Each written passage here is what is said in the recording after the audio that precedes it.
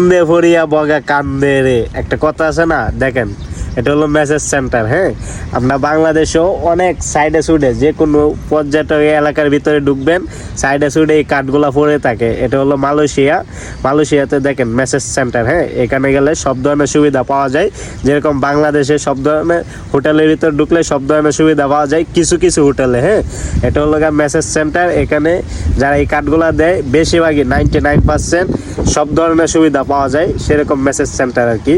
এগুলা সাইডে সুইডে পড়ে থাকে।